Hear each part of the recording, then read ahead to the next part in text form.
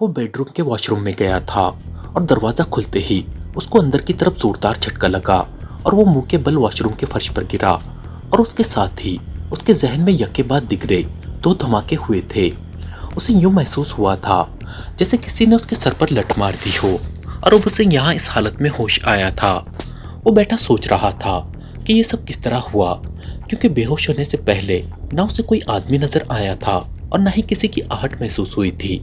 तो फिर सर में धमाके और जिस्म में दर्द की तेज लहरें कैसे दौड़ने लगी थी। लेकिन कोई बात उसके जहन में ना आई तो उसने इस टॉपिक पर सोचने की बजाय मौजूदा हालात से छुटकारे के लिए सोचना शुरू कर दिया, क्योंकि किसी भी लम्हे कोई आ सकता था। लेकिन फौलादी तारे वाकई इस अंदाज में बांधी गई थी कि मामूली सी हरकत से दर्द की इस कदर तेज लहरें जिस्म में दौड़ती जो काबिले बर्दाश्त ना थी। लेकिन बहरहाल उसे आज़ाद होना था, वरना उसे हलाक भी किया जा सकता था। उसके दाएं हाथ को जकड़ी हुई तार का सिरा बाहर को निकला हुआ था। टाइगर ने उसे गौर से देखा तो उसके चेहरे पर बेख्तियार मुस्कुराहट तैरने लगी। उसे इन तारों से निजात हासिल करने का तरीका समझ में आ गया था। इस फौलादी रस्सी में 4 फौलादी तारे थी और उसको मोड़कर उसके दोनों हाथ कुर्सी के बाजुओं से बांधे गए थे और उसके दोनों पैरों को भी ऐसी ही फौलादी तार से कुर्सी के पायों के साथ बांधा गया था। और इन तारों को इस कदर खींच कर रखा गया था कि जैसे तारे उसकी कलाई के गोश्त में धसी हुई थी। लेकिन टाइगर को मालूम था कि फौलादी तार में कुदरती तौर पर खिंचाव मौजूद होता है, जबकि रस्सी में खिंचाव ना होने की वजह से सिर्फ गांठ खुलने से ही उसकी गिरफ्त से आज़ादी मिलती है, जबकि तारों में मौजूद खिंचाव की वजह से उन्हें खोला जा सकता था। चुनांचे उसने दाएं बाजू को मखसूस अंदाज में हरकत देना शुरू कर दी। उससे दर्द इस कदर तेज हो गया कि टाइगर की पेशानी पर पसीने की बूंदें टपकने लगी। उसने ऐसा करने का सोच तो लिया था, लेकिन जब उसने इस पर अमल शुरू किया तो जिस्म में मौजूद दर्द की शिद्दत और बढ़ गई और टाइगर को यूं महसूस होने लगा कि जैसे उसका जिस्म दर्द की शिद्दत से किसी बम की तरह फट जाएगा। लेकिन चूंकि ये सब जिंदगी बचाने की कोशिश थी, इसलिए वो होंठ भींचे अपनी कलाई को मखसूस अंदाज में हरकत देता रहा। कुछ देर बाद दर्द की शिद्दत में नुमाया कमी महसूस होने लगी और उसकी कलाई ज्यादा आसानी से हरकत कर रही थी। कलाई की हरकत से तारों में पड़ने वाले खिंचाव की वजह से तारे खुलने लग गई थी। को टाइगर को मालूम था कि जिस कदर भी खिंचाव मौजूद हो, तारे मुकम्मल तौर पर नहीं खुल सकती। लेकिन उसे मालूम था कि थोड़ा सा और खुलने के बाद वो अपनी उंगलियां और अंगूठे को इकट्ठा करके अपना हाथ इस खुली जगह से आज़ाद कराने में कामयाब हो जाएगा और एक हाथ आज़ाद होते ही वो आसानी से अपनी कलाइयाँ और पैरों को खोल सकता था। लेकिन अभी इस हालत तक पहुँचने में काफ़ी वक्त लग सकता था, इसलिए वो मुसलसल कलाई को मखसूस अंदाज में घुमा रहा था और आहिस्ता आहिस्ता उसकी कलाई से तारों का फासला बढ़ रहा था। लेकिन फिर उसे दरवाज़ा खुलने की आवाज़ सुनाई दी तो उसने चौंक कर दरवाजे की तरफ देखा और साथ ही उसकी कलाई ने हरकत करना बंद कर दी। दूसरे लम्हे दरवाज़ा एक धमाके से खुला और टाइगर पास्टर को अंदर आते देखकर चौंक पड़ा। पास्टर के पीछे एक लंबे कद और सांड जैसे जिस्म का मालिक आदमी, जिसके हाथ में मशीन पिस्टल था, अंदर दाखिल हो रहा था। ये कौन हो सकता है अल्फ्रेड? क्या इसकी जेब से कोई कागजात मिले हैं? पास्टर ने टाइगर से कुछ फासले पर मौजूद कुर्सी पर बैठते हुए कहा। जी नहीं, सिर्फ कार की चाबियां जेब में थी और ये मशीन पिस्टल जो मेरे हाथ में है, अल्फ्रेड ने जवाब देते हुए कहा। तुम कौन हो और क्यों अंदर दाखिल हुए? अगर सच बता दोगे तो माफ़ी मिल जाएगी, वरना तुम्हारी लाश भी किसी को न मिलेगी। पास्टर ने इस बार बराह रास्त टाइगर से मुखातिब होकर कहा। आपका नाम पास्टर है और आप रेड स्टार क्लब के जनरल मैनेजर हैं, टाइगर ने कहा। हाँ, मगर तुम तो हमें पहली बार नजर आ रहे हो, कैसे जानते हो मुझे? पास्टर ने हैरत भरे लहजे में कहा। मेरा नाम जैक्सन है और मेरा ताल्लुक पामिर से है। मुझे पामिर ग्रुप के किंग जैकब ने तुम्हारे पास एक बहुत बड़ी असला डील के लिए भेजा था। मैं तुम्हारे क्लब गया, वहाँ काउंटर पर अपना तारुफ कराया और तुमसे मिलने की बात की तो काउंटर पर बैठी हुई खातून ने बताया कि तुम अभी अपनी रिहाइशगाह पर हो और रात गए तुम्हारी वापसी होगी। मैंने आगे तार की जाना है, इसलिए मैं तुमसे मिलने यहाँ आ गया। मैं चूंकि तुम्हारे लिए अजनबी था, इसलिए मुझे गेट से ही वापस भिजवा दिया चाहता, इसलिए मैं ऊपरी तरफ से दीवार कूदकर अंदर दाखिल हुआ। फिर एक कमरे में गया तो वहाँ वॉशरूम की रोशनी देखकर मैंने उसका दरवाज़ा खोला तो मेरे जिस्म को एक जोरदार झटका लगा और मैं वॉशरूम के फर्श पर मुंह के बल जा गिरा। फिर मेरे दिमाग में धमाके हुए और अब मुझे होश आया है। तो मैं इस तरह बंधा बैठा हूँ। तुम यकीनन पामिर को भी जानते होगे और किंग को भी। उसे फ़ोन करो और मेरे बारे में मालूमात हासिल कर लो। अगर तुमने किसी गलतफहमी में मेरे साथ ज्यादती की तो तुम्हारा और तुम्हारे क्लब का नामो निशान भी खत्म कर दिया जाएगा। टाइगर ने बड़े बाएतमाद लहजे में कहा।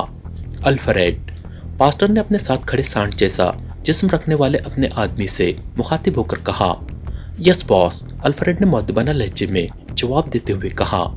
तुम इसका ख्याल रखना, अगर ये कोई शरारत करने लगे तो बेशक गोलियों से उड़ा देना। मैं क्लब से भी इसके बारे में तस्दीक कर लूं और किंग जैकब से भी। पास्टर ने उठते हुए कहा। आप बेफिक्र रहें बॉस, अल्फ्रेड के सामने ये एक छोटी सी मक्खी है। अभी तो मैंने इसकी हड्डियां नहीं तोड़ी, सिर्फ इसके सर पर कीके लगाई है, वरना इसे बांधने की भी जरूरत ना पड़ती। अल्फ्रेड ने जवाब देते हुए कहा। तो तुम थे वॉशरूम में, लेकिन तुम सामने तो नहीं आए, टाइगर ने उसे गौर से देखते हुए कहा। मैं दरवाजे के पीछे था और मैंने तुम्हारी आहट सुन ली थी, इसलिए मैंने दरवाजे को झटका देकर तुम्हें फर्श पर गिराया और फिर तुम्हारे सर पर कीके लगाकर तुम्हें बेहोश करके यहाँ बांध दिया और फिर बॉस को उस वक्त इत्तला दी जब बॉस नींद से बेदार हुए। अल्फ्रेड ने इस तरह जवाब दिया जैसे किसी को रिपोर्ट दी जाती है। ख्याल रखना, मैं आ रहा हूँ, पास्टर ने उठते हुए कहा और फिर मुड़कर दरवाजे की तरफ बढ़ने लगा। उसके दरवाजे के बाहर जाते ही अल्फ्रेड आगे बढ़कर उस कुर्सी पर बैठ गया जिस पर चंद लम्हे पहले पास्टर बैठा हुआ था। क्या तुम मुझे एक गिलास पानी पिला सकते हो? टाइगर ने कहा। नहीं, जब तक तुम्हारा फैसला नहीं हो जाता तुम्हें कुछ नहीं दिया जा सकता, अल्फ्रेड ने जवाब देते हुए कहा। अभी जब पास्टर फोन करेगा तो दूध का दूध और पानी का पानी हो जाएगा। उस वक्त तुम्हें जवाब पर पछताना पड़ेगा, वरना तुम्हें $10,000 वैसे ही मिल सकते हैं, टाइगर ने कहा। ये बात है, बॉस ने भी तुम्हारी इस बात से इनकार नहीं किया, इसलिए ठीक है, मैं ले आता हूँ पानी, अल्फ्रेड ने उठते हुए कहा, लेकिन फिर आगे बढ़ने की बजाय दोबारा कुर्सी पर बैठ गया। क्या हुआ? टाइगर ने हैरान होकर कहा। सॉरी, मैं तुम्हें अकेला छोड़कर नहीं जा सकता, अल्फ्रेड ने जवाब देते हुए कहा। हैरत है, फौलादी तारे बांधने के बावजूद डर रहे हो, टाइगर ने मुंह बनाते हुए कहा। तो अल्फ्रेड उठकर खड़ा हो गया। उसका चेहरा पके हुए टमाटर की तरह सुर्ख पड़ गया था। मैं तुमसे डरूंगा, ये कैसे हो सकता है? आज तक खौफ अल्फ्रेड के करीब से भी नहीं गुजरा। मैं तो उसूल की बात कर रहा था, अल्फ्रेड ने गुस्सैले लहजे में कहा। ऐसा ही होता है, कभी खौफ को उसूल के पर्दे में छुपाया जाता है और कभी कानून के पर्दे में, टाइगर ने मुंह बनाते हुए कहा। ठीक है, मैं ले आता हूँ पानी, लेकिन ये सुन लो कि अगर तुमने कोई गड़बड़ करने की कोशिश की तो तुम्हारे जिस्म की तमाम हड्डियां तोड़ दी जाएगी, टाइगर की तवक्को के मुताबिक अल्फ्रेड ने शदीद गुस्सैले लहजे में कहा। मुझे क्या जरूरत है गड़बड़ करने की? अभी देखना पास्टर वापस आकर क्या करता है, वो मुझसे माफी मांगेगा। तुम नहीं जानते किंग जैकब ग्रुप को, लेकिन पास्टर जानता है, टाइगर ने कहा। तो अल्फ्रेड मुड़कर तेजी से दरवाजे की तरफ बढ़ गया। टाइगर ने हाथ को इस अंदाज में इकट्ठा किया जिस अंदाज में चूड़ियां पहनाने और उतारने के लिए हाथ को इकट्ठा किया जाता है, और फिर चंद लम्हों की कोशिश के बाद उसका दायां हाथ फौलादी तारों की गिरफ्त से बाहर आ गया। गो उसकी जिल्द छिल गई थी, लेकिन इस आज़ादी में उसकी बका का इन्हिसार था, क्योंकि उसे मालूम था कि किंग जैकब ने जैक्सन के बारे में इनकार कर देना है। वो टाइगर को तो अच्छी तरह जानता था, लेकिन जाहिर है उसे ये तो मालूम नहीं है कि जैक्सन असल में टाइगर है, इसलिए टाइगर जल्द अज जल्द अपने आप को आज़ाद कराना चाहता था। दायां हाथ आज़ाद होते ही टाइगर ने बाएं हाथ के गिर्द मौजूद फौलादी तारों की गांठ को एक झटका देकर खोल दिया और फिर वो अपने पैरों पर झुक गया। उसके दोनों हाथ तेजी से हरकत कर रहे थे और चंद लम्हों बाद ही वो अपने दोनों पैरों को भी फौलादी तारों की गिरफ्त से आज़ाद करा चुका था। लेकिन फिर इससे पहले कि वो उठता उसे दरवाज़ा खुलने की आवाज़ सुनाई दी तो वो साकित हो गया। दरवाज़ा खुलते ही अल्फ्रेड अंदर दाखिल हुआ। उसके हाथ में पानी की भरी हुई एक बोतल थी। पूरी बोतल ले आया हूँ, जितना चाहे पी लो, वैसे भी बकरी को ज़ुबा करने से पहले पानी पिलाया जाता है, अल्फ्रेड ने तंज करते हुए कहा। कभी कभी कसाई को भी पानी पीना पड़ जाता है, टाइगर ने जवाब दिया। तो अल्फ्रेड हंस पड़ा। अब वो टाइगर के करीब पहुंच चुका था कि उसकी नजरें फौलादी तारों पर पड़ी तो वो बेख्तियार उछला ही था कि टाइगर किसी खुले हुए स्प्रिंग की तरह कुर्सी से उछला और दूसरे लम्हे अल्फ्रेड चीखता हुआ पुश के बल फर्श पर जा गिरा। टाइगर ने उसके सीने पर अपने सर से जोरदार जरब लगाई थी।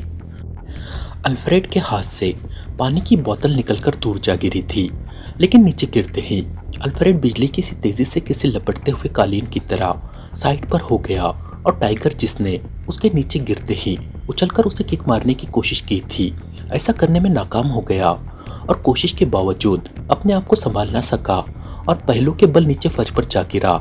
उसी लम्हे अल्फ्रेड एक बार फिर इस तरह टाइगर की तरफ बढ़ा जैसे लपटा हुआ कालीन रोल की सूरत में खोला जाता है, और उसके साथ ही उसका भरपूर मौका गिरकर उठने की कोशिश करते हुए टाइगर के सीने में पड़ा। तो एक लम्हे के लिए टाइगर का सांस रुक गया और उसकी आंखों के आगे अंधेरा सा फैलता चला गया। लेकिन इससे पहले कि अल्फ्रेड दूसरा मुक्का मारता, टाइगर की दोनों टांगे बिजली की सी तेजी से घूमी और दोबारा मुक्का मारने की कोशिश करते हुए अल्फ्रेड के पहलू पर इस कदर जोरदार जरब लगी कि सांड जैसा मजबूत जिस्म रखने के बावजूद अल्फ्रेड के मुंह से चीख निकली और उसका जिस्म इस तरह तोड़ने मोड़ने लगा जैसे सांप अपने जिस्म को लपेटता और खोलता है। टाइगर जरब लगाने के बाद उछलकर खड़ा हुआ, लेकिन लड़खड़ाकर चंद कदम पीछे हटता चला गया, जबकि इस मौके को अल्फ्रेड ने गनीमत समझा और उसका जिस्म तेजी से घुमा और दूसरे लम्हे वो न सिर्फ उठकर खड़ा हो गया बल्कि तेजी से पीछे हटता चला गया। इस तरह टाइगर और अल्फ्रेड दोनों अब न सिर्फ उठकर खड़े होने में कामयाब हो गए थे बल्कि एक दूसरे के मद्दमुकाबिल भी थे। तुमने मुझे धोखा दिया, अब तुम भुगतो, अल्फ्रेड ने चीखते हुए कहा और इसके साथ ही उसने जेब में हाथ डाला। शायद वो जेब से मशीन पिस्टल निकालना चाहता था, लेकिन दूसरे लम्हे टाइगर की लात हरकत में आई और उसके सामने पड़ी कुर्सी उसकी लात की हरकत से उछलकर उकब में खड़े हुए अल्फ्रेड की तरफ बढ़ी। लेकिन अल्फ्रेड ने हाथ मारकर कुर्सी को साइड दीवार पर दे मारा, लेकिन शायद टाइगर को भी वक्फा चाहिए था। चुनांचे उसने इस वक्फे से भरपूर फायदा उठाया और उसका जिस्म उड़ते हुए सांप की तरह फिजा में एक लम्हे के लिए नजर आया और पलक झपकने के अरसे में अल्फ्रेड तक पहुंच गया।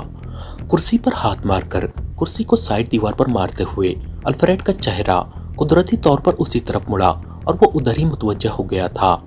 इसलिए जब तक वो वापस टाइगर की तरफ मुतवज्जह होता, टाइगर का सर एक बार फिर भरपूर कुव्वत से अल्फ्रेड के सीने से टकराया और टाइगर का जिस्म अल्फ्रेड को पूरी कुव्वत से धकेलते हुए ले गया और अल्फ्रेड संभल ही न सका और उछलकर पुश्त के बल एक धमाके से फर्श पर गिरा ही था कि टाइगर तेजी से घूमा और उसकी टांग पूरी कुव्वत से नीचे गिरते हुए अल्फ्रेड की गर्दन पर पड़ी और फिर टाइगर ने उस टांग पर अपने पूरे जिस्म का वजन डाल दिया और अल्फ्रेड, जो मजबूत जिस्म का मालिक था, इस तरह फड़कने लगा जैसे जुबा होती हुई बकरी फड़कती है। टाइगर ने एक बार फिर अपने जिस्म को उस अंदाज में घुमाया कि अल्फ्रेड की शहरग अगरचे मुकम्मल तौर पर कुचली न गई थी, लेकिन इस कदर दबाव की वजह से उसका सांस बहरहाल रुक गया था।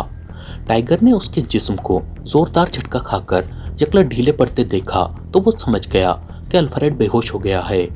उसने पैर उसकी गर्दन से हटाया और झुककर उसकी जेब से आधा बाहर निकला हुआ मशीन पिस्टल खींच लिया।